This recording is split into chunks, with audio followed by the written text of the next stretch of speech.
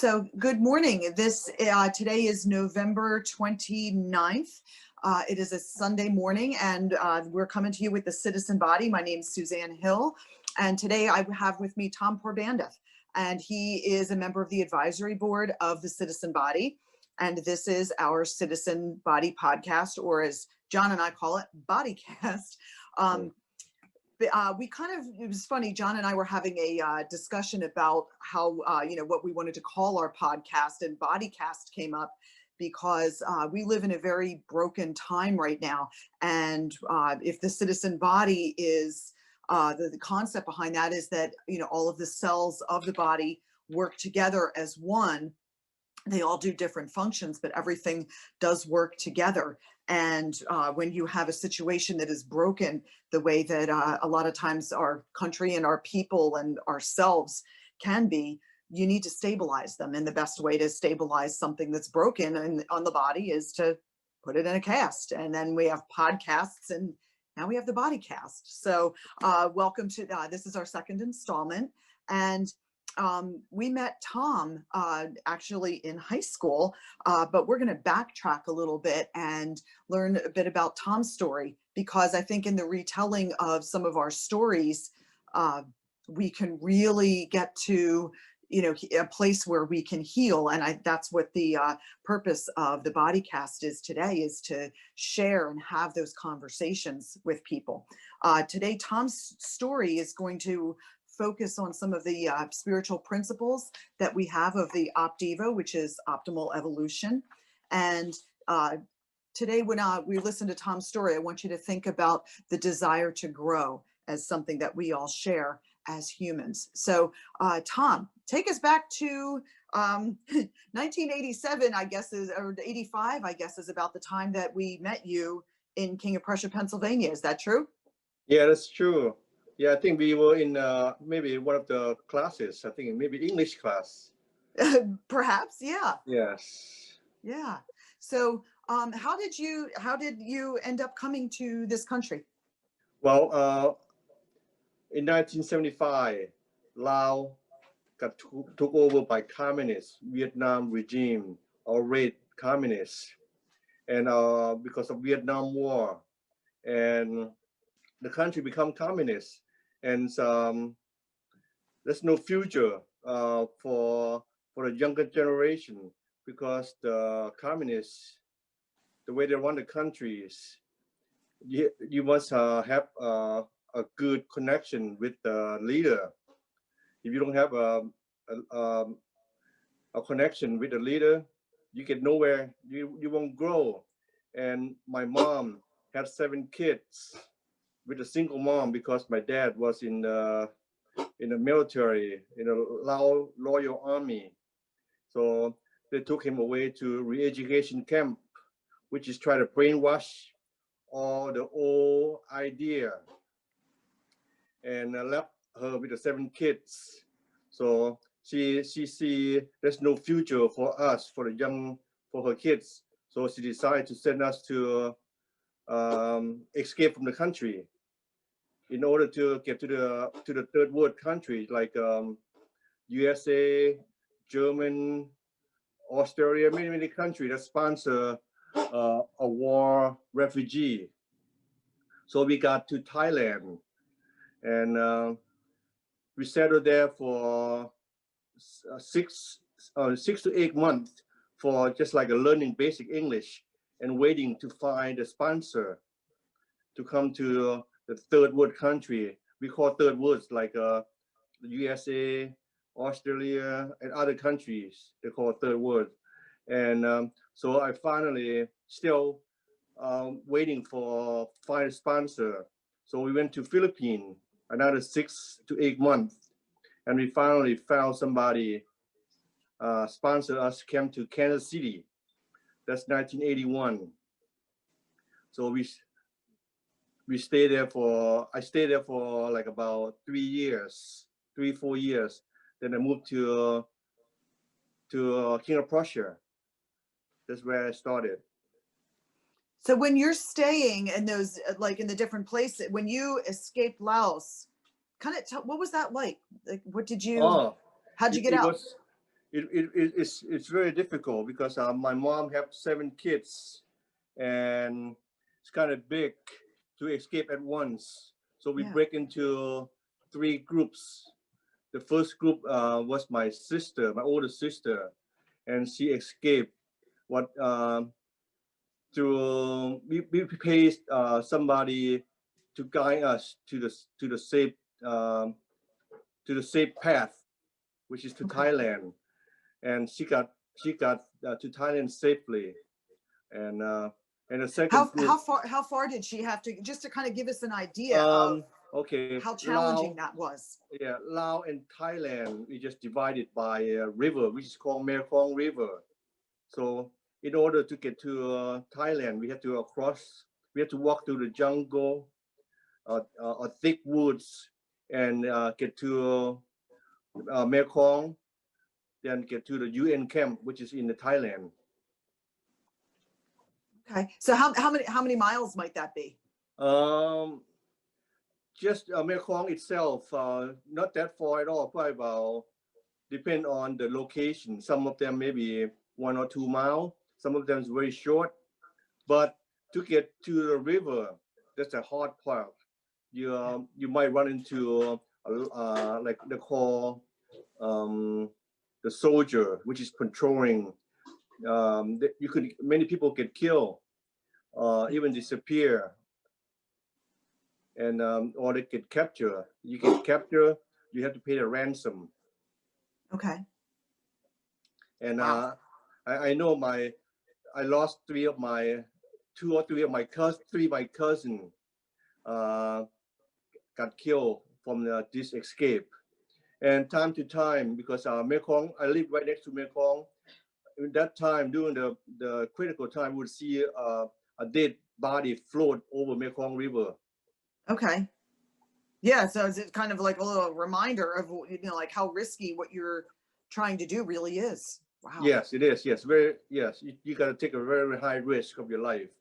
Yeah. So even though it may not be a big mileage, it's what you have to do to get there is pretty challenging. Well, wow. For my part, because I came with my aunt. She's my mom's older sister. She never have kids, so she stayed with us. So 2 of my brother and her came together. So we pay somebody to take us, a guide, we call a guide, that took us to Thailand. I think it was at midnight. We were waiting in the hut, in the field, rice field, to get dark. So at nighttime, so we start movement and slowly try to get to the Mekong River. So there's a boat waiting for us. Everything's been arranging for us, and so we got to doing the escape from the hut to the boat. We ran across. We encounter the soldier patrolling, and luckily it was dark and they didn't see us. If they saw us that time, I probably not speaking to you right now. Yeah. And after we got to the boat, and we slowly paddle into the middle of the Mekong River.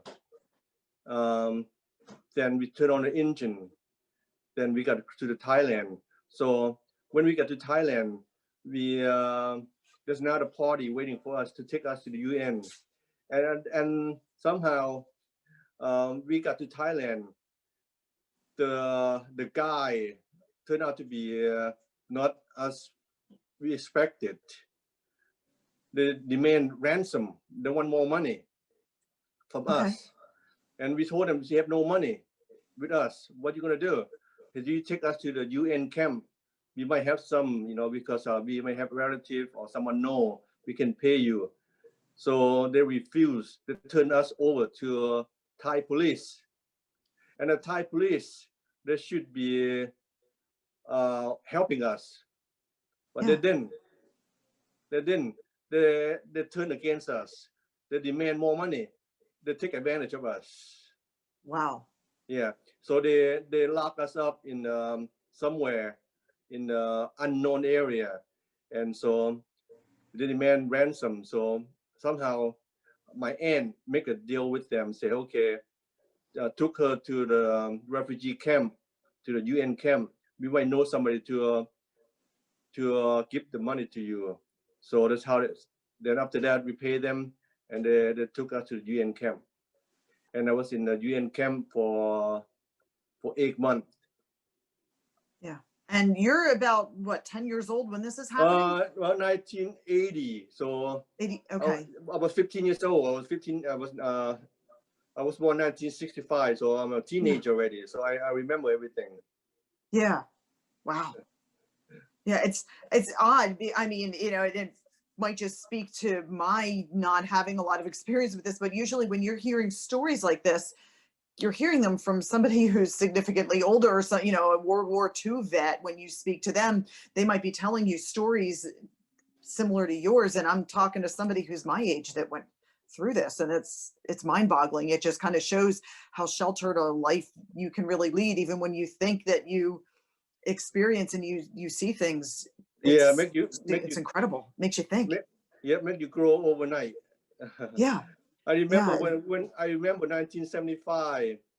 Well, before 1975, before the war, and I think around 1973 to 1975, there's a plane, you know, like airplane, the U.S. airplane would fly over our house, and we would run under our house, try to find a bunker, because we would hear a bomb going off. Yeah. Yeah. Wow. So and in 1980, I'm turning off Saturday morning cartoons. I mean, it really. I mean, 1975, yes. It I remember puts when I things into was perspective. in 1975 to 1980. That's what we decided to get out of the country. 1980. During that period, I remember living under communist regime. It's not fun, because when they come in, if you are a millionaire and you are a baker, all your currency wipe out. Yeah. You're a millionaire, you become zero. And Yeah. you're a baker, you become same as the millionaire. So they took out they wipe out the currency, and they reissue a new currency, and they issue out. Each family had the same amount to expense. And if you are educated person, if you are rich and mostly educated person, they take you away to brainwash you. You're like such as a police officer, military, teacher, doctor. So that's why they took your father, huh? Yes. So they try to brainwash you, because they know you are educated person. You tend to against them. Yeah. So that's how the communist is. Was what happened with your father? Was he able to? My father, 1975 to he didn't get out till 1986. Okay. And my father, very, very healthy and strong person. He's a veteran, a military guy, always in shape. And in 1979, I went to see him, because I had tried to let him know that we're gonna, mom gonna take us to Thailand to escape from Laos, because we cannot wait for you any longer. Mom cannot wait for you. So try to give him a hint, say we're gonna escape from the country. Everything we talk, we have to use the symbol. We have to, we cannot talk directly, because everybody's listening to you. Even your neighbor, sometimes your relative can turn against you in the communist regime. Yeah. So everything's a secret word. Say, hey, we're gonna go far away, something like that. And so my dad, he got out, he escaped. He almost didn't make it either. So, but he got out. He came to Thailand, and he reunion with us in 1980. I think 86 or in 1986. Yes, in Kansas City with my mom, and he was very bad health, because from all those time when the communists took you, they he told me his group, it was 10,000 and 3,000 left. 7,000 didn't survive. Wow. Yeah, that's how they did to the king of Laos, because the rich people, they don't work. They have servant. They have somebody help them. So when you become very you're on your own, you have to find your own food. You have to grow your own plant or your own vegetable. You can't. Some people cannot survive. Only strong survive. So. And you're talking about a less than 50% survival rate. Yes, that's correct. Yes. Wow. And you don't live in a house. You build your own tent, your own hut. So in you the jungle. Yeah. So you're in Thailand for how long then? I was in the refugee camp for I think almost 8 months. Okay. And in there, and each day you would get food portion from UN distributed for you, and every day you would go get in line, and there's no running water, and you get food proportion in the camp. Luckily, I always a fast thinker or very hard work. I volunteer to distribute food to the community, among another refugee. So anything left over, I would take it home, and sometimes I would try to sell it so I would have extra income. Yeah. And that Wow. time I was 15 years old. Yes. Yeah. So then, so you're 6 to 8 months in the refugee camp, and then how did you get to America? Then after that, because see, in order for you to get out from the refugee camp, they need to get a sponsorship.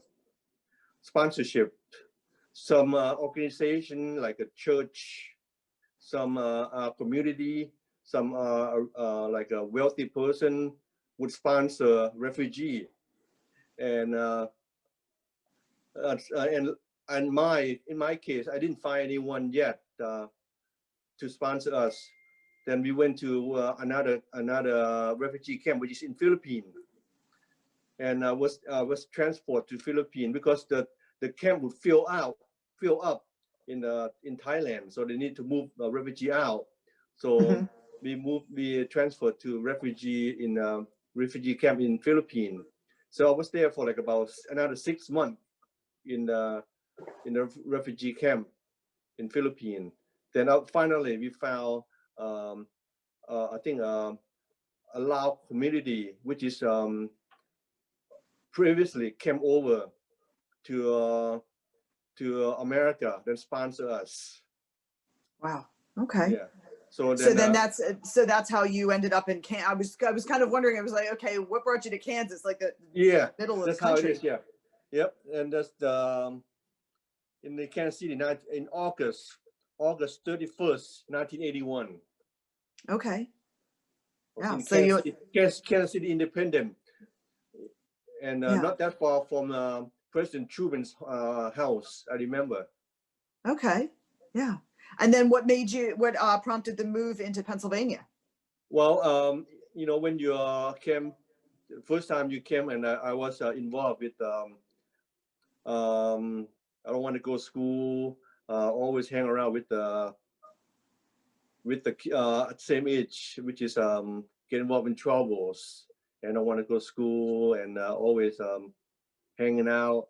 And my sister's here already in King of Prussia area, in King of Prussia, and my mom that time came also, later came, and to Philadelphia, to King of Prussia. Then she later moved to Kansas to join us with my brother and my aunt. And she saw me no future for me because I hang around with the bad people. Okay. And she said, okay, I gotta move.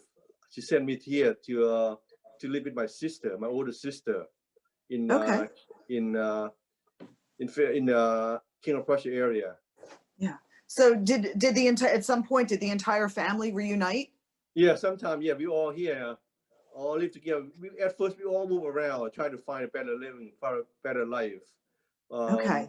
Yeah, my mom moved to California once, Kansas City, then back here. Everybody here in King of Prussia area, all our family living within a 10-mile radius, all 7 of us. Okay. Yes.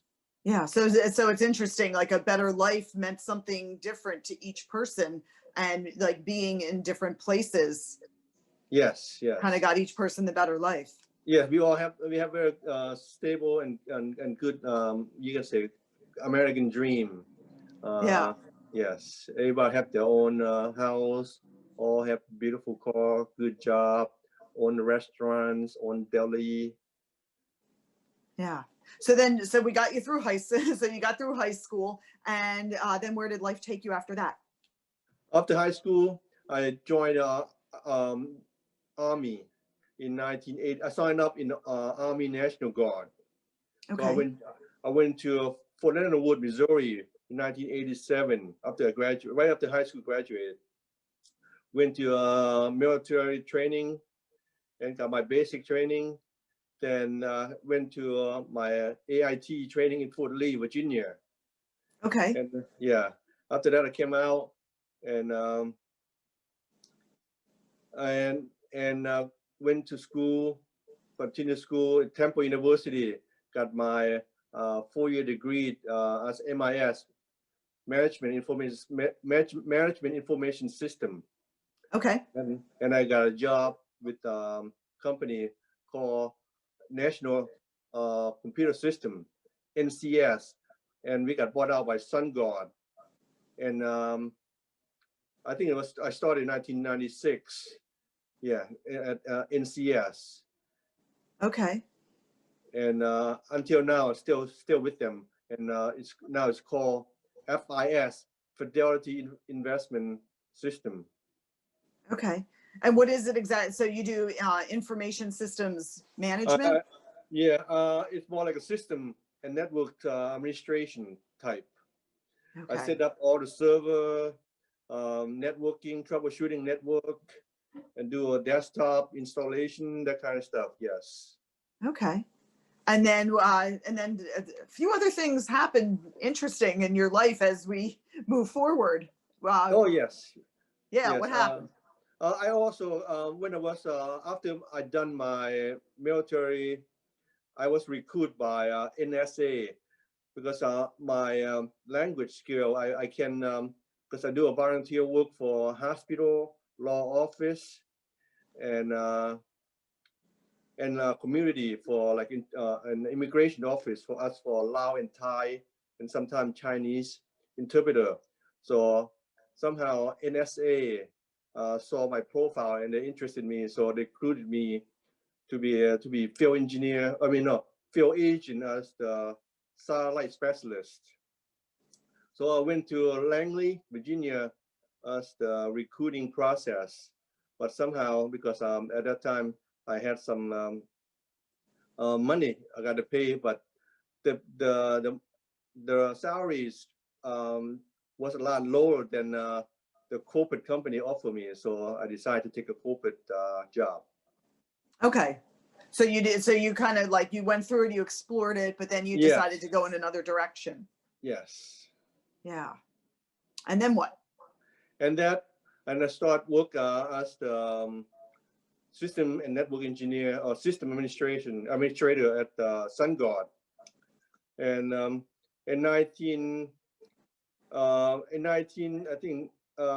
2004, I got into a car accident. Yeah.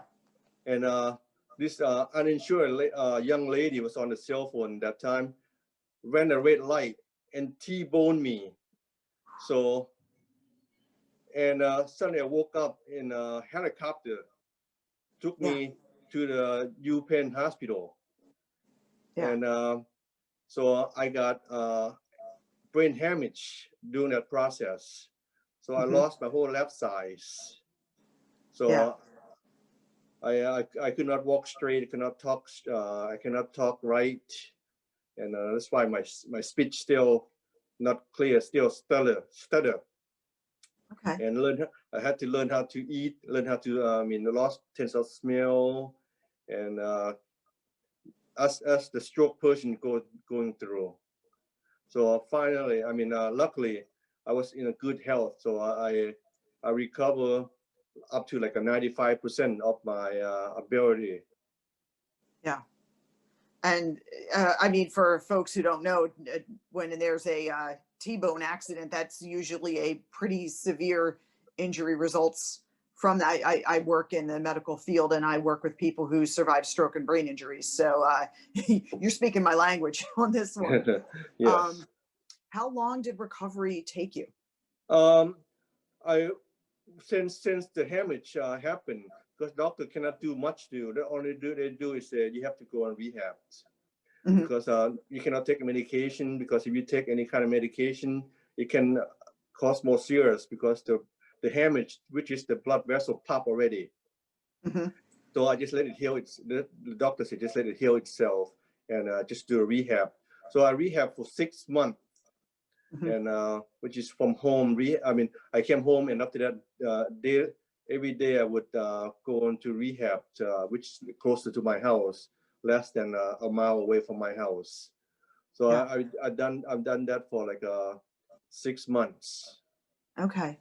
Were you able to go home right after the hot? So you went to University of No, Penn. yeah, I was in the hospital for several days. I think maybe almost a week, I think. Okay. Yeah.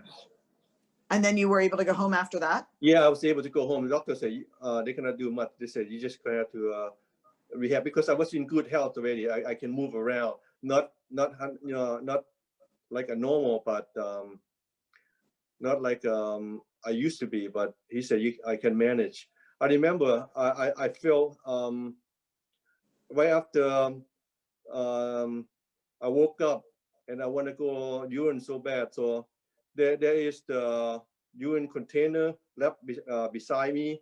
So Yeah. I got up and I kind of move around, try to stand up, and I hold on my left side the container, and suddenly a urine's in, and it dropped. I said, "Oh my God, what happened?" And I noticed I had no grip of that Yeah. container. Yeah. And when I smile, I would notice my lip would be one side up, one side down, and I would drool every time when I open up my mouth. Yeah. And prior to this, you're living independently, you're working, you're making money. And how did that impact your ability to, then they send you home? What? Yeah, well, I still because my job, luckily they still continue paying me full salary, and I had no problem with financial issue, because I had money saved up, and that time I still live at home too. I still live at home. My mom and dad and everybody is very supportive of me. They helped me. They took care of me. Yeah. Yes. Yeah. It's great when you have the support system that can Oh do yes, that. yes. That's, Families, yeah, they're always there for me. Yes, my mom and dad and my brother and sister. Yes, yeah. 24 hour. Yes. You Yeah. can say that I'm not 100% on my own at all. My family is always there, that took care of me. That's why the doctor said I can come home. Yeah. Yeah. And also, I mean, after having an accident like that, you know, uh, some folks can find that it's, they don't see that light at the end of the tunnel that, hey, I can get back to my life, but you did see that, you were, again, going back to desire to grow, to, not only recover from that accident, but then what else have you gone on to accomplish since then? Well, after that, I always into a stock investment, and I took out some money and invest in the stock. At one point, I had reached $700,000 on my Yeah. investment. I started with 50 grand. I reached up $700,000, but I didn't settle that amount. I said, I want more. Okay. I was greedy. So I ended up losing all. Okay. Yeah. But with 50 grand, I said, okay. Then at one point, okay, then I start over again. Then it came up the second time. So I I probably up to like $150,000 from $20,000. Okay. Wow. So I took that time and I met my wife. She's from Thailand, and so she also worked at the Thai restaurant in Berlin.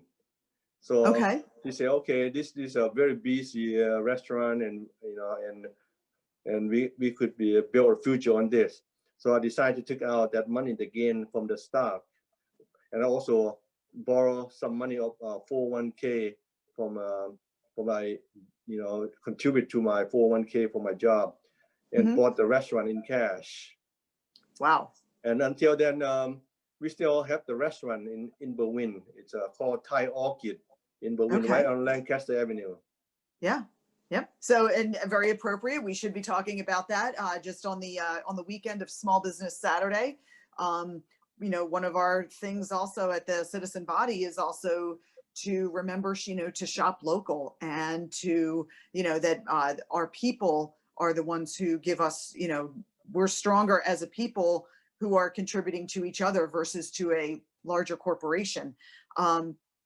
And again, we're listening and watching the Citizen Bodycast. And today we're talking with Tom Porbandith.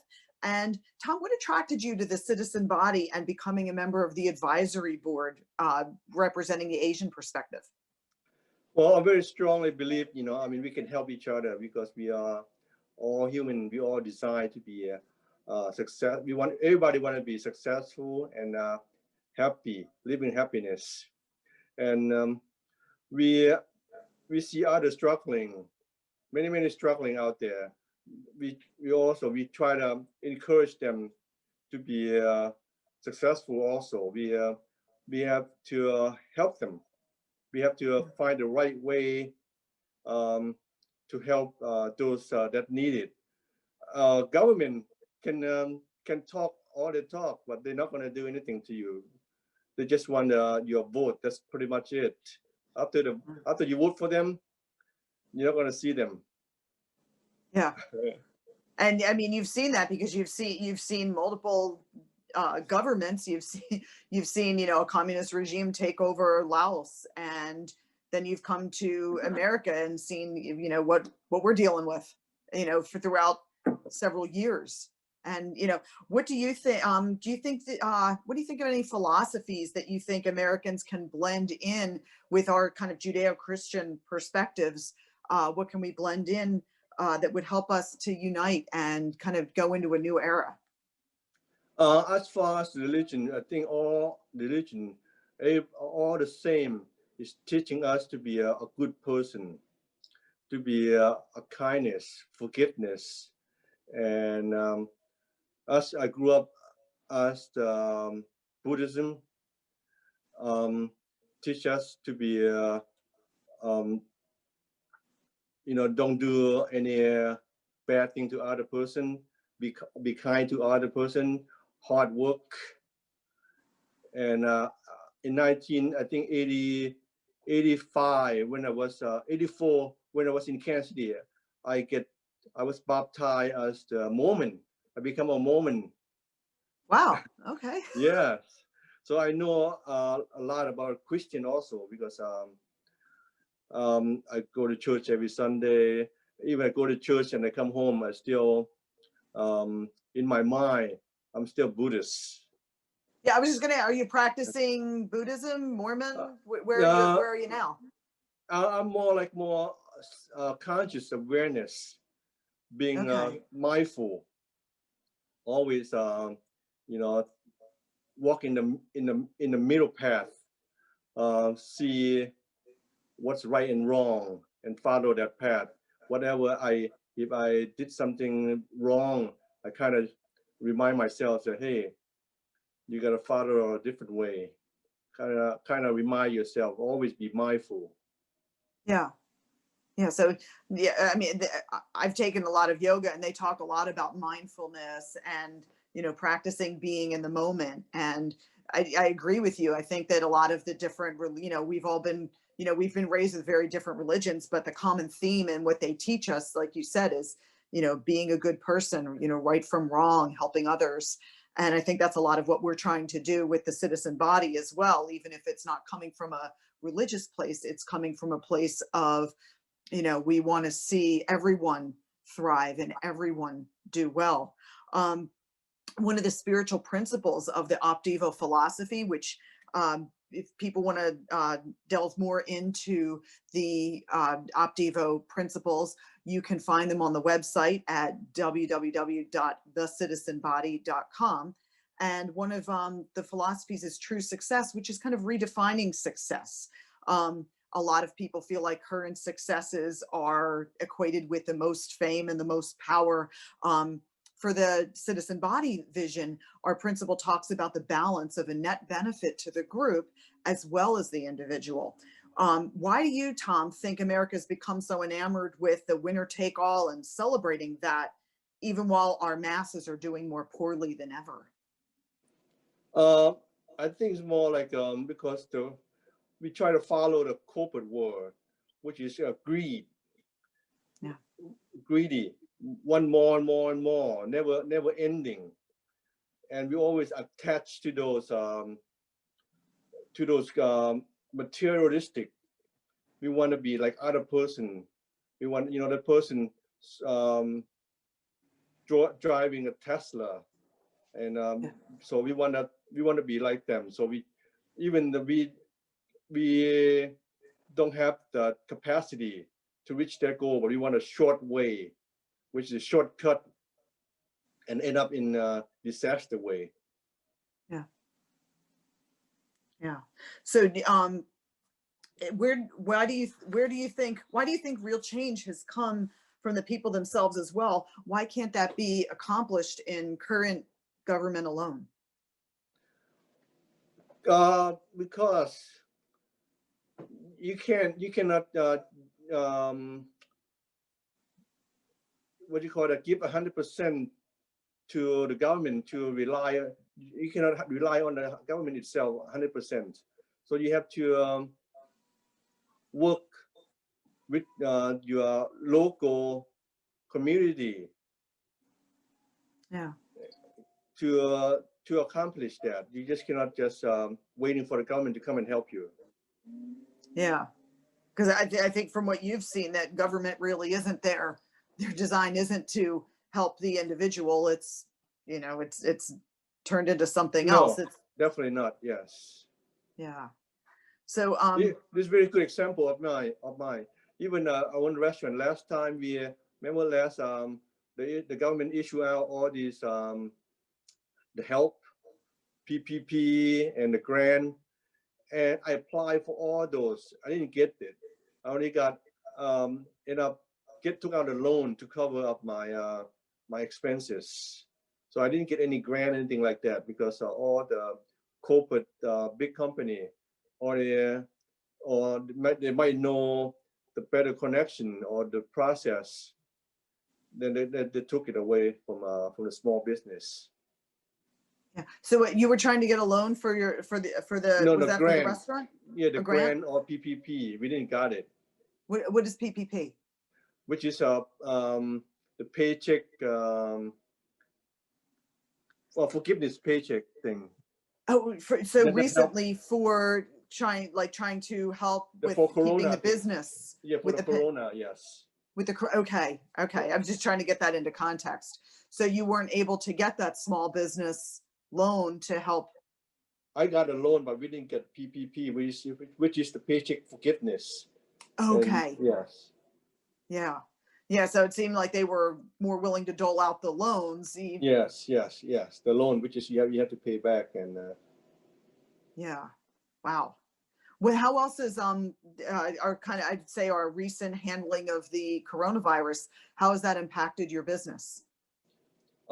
it does impact a lot because we cannot allow customers to sit into the restaurant, and that lost our income. because the landlord, the rent, we still have to continue to pay, and the landlord had to pay for the mortgage too. So we can understand them, and the insurance, all expenses still continue to come, even the trash pickup, all those things, all expenses adds up.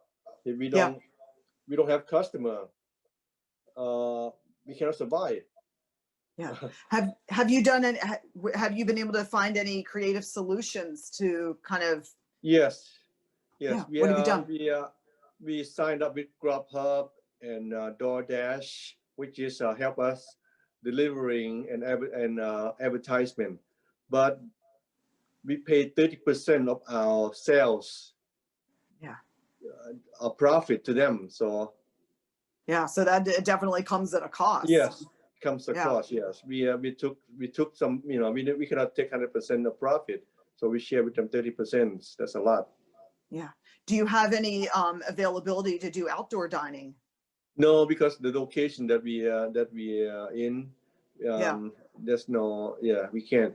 But we do a lot of takeout that help us. Yes. Yeah. Takeout. Yes. And are you able to have at least, because I know sometimes some places you can have like a percentage of your like maximum with the like the more distant seating. Are you able to accomplish that? Well, since our restaurant is pretty compact, pretty small, not we are not big restaurant at all. It's like 30-seat restaurant and a very small area, like less than I think 2,000 square feet. Okay. For 30 seats, not that big. So you would normally seat 36 to begin with. Okay. Right. So now if you can only have about 25% of that in, then you're looking will be too tight. Will be too tight for us. Yeah. Yes. Wow. Okay. Because no ventilation too is kind of unsafe. So we kind of say, okay, decide just to do a takeout. Yeah. And delivery. Yeah. So that's how you've like been able to incorporate growth into. Yes. Exactly. Yes. Yeah. And are you guys doing okay with that, or we are doing okay. Yeah, we cut some costs, like expenses. Find a way. Do my own shopping. Go find no like a company delivery, that kind of stuff. We go out and pick our own foods. We put in more time. Yeah. Now, are you like entirely based in the restaurant, or you're still working for corporations? I do a lot of multitasking. I do during the daytime. I work full time, and my wife runs the restaurant. I go there and help her after work for delivery and packaging and answer the phone, because we don't open at lunchtime. We just open at nighttime. Okay. Yeah. So, I mean, for, being able to grow, you've got, you're not only, that's what I wanted to get home, is it's not just the, desire, like the hard work that gets you, where you are, you're working hard, but you're also, redefining that success. Oh, yes. Yeah. We try everywhere to make it. Yes. We're not giving up. All hard works will pay off. Yeah. What's the goal at the every time we think about, like we want to grow, what's the goal? The goal? Yeah. Well, each one we just don't want to see any, as long as we bring in a little bit profit, we are happy. Yeah. That's the goal. We're not losing money. That's our goal. Yeah. Yes. Yeah. What about with your career in corporate? My career, I still try to stay with the company. Maybe I'm not sure how much longer, because I've been there for so long, and I can see my field that I'm doing, it's kind of fading away, moving toward to online services now, system administration, network administration, everything move on to the cloud now, and all support is on the share drive. You can access everything, all the data in the shared drive now, and the service are like a self-help type now. So I cannot stay much longer with the company, because especially my salary is pretty high for what I'm doing, and I think I have saved enough to be settle down, maybe retire early, something like that. Okay, so the end goal is maybe early retirement, and being definitely able to enjoy all of the fruits of your labor. Yes. I can see maybe 1 or 2 years. I might be retired. Yeah, but I still have no gray yet for my age, so it's pretty good, I have a lot of gray for my age. Yeah. But so then, obviously then maybe the early retirement that would allow you to work more, with the citizen body and the advisory board and the work that we're doing there. Oh yeah, that's for sure. Yes. Yeah. Yes, I'm very happy to do that, to be part of it. Yeah. Is there any other thoughts that you'd like to share with us with regard to the citizen body and the philosophy? Well, I know one thing. We as a human, we are going through a struggling, a hard time, and we should not discourage. We should keep our head high and had a high hope, and should never give up what we try to accomplish. Yeah. Hard work will pay off at the end. Be mindful, have conscious of what you're doing, and think of other also, because you cannot look at very narrow point. You got to look at the a wider perspective, and even we go struggling, ourselves struggling through, other people is maybe worse than us. So yeah, just look at from the wider perspective. Yeah. And it's interesting when you say, when you talk about, other people may not be doing as well as we are, from your perspective, how can we help them? How can we help to bring them? Well, the knowledge is the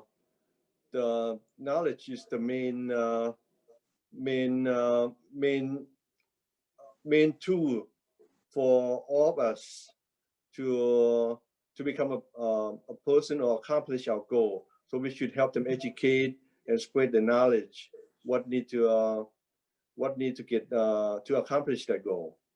Yeah, agreed. Okay, so again, we've been listening to listening or watching the Citizen Bodycast, and we had Tom Porbandith with us this week. If anybody wants a good meal, they should check out Thai Orchid in Berwyn. Yes, in Berwyn. So that's Tom's restaurant. And again, reminding you on the weekend of Small Business Saturday and upcoming Giving Tuesday, what ways can we find that we can give back, collectively and support, our small businesses and each other, and just each other in general. So Tom, thanks for being with us this week. Thank you. You can order our food online. We have a website to order online. It's thaiorchidberwyn.com. thaiorchidberwyn.com. Okay. Yeah. And then we also have www.thecitizenbody.com, where we can learn more about the principles of the things that we can find that unite us and not divide us. So again, thanks for being with us, Tom. Thank you. Have a good day. All right. Yep. You too. Take care. Yep. Bye.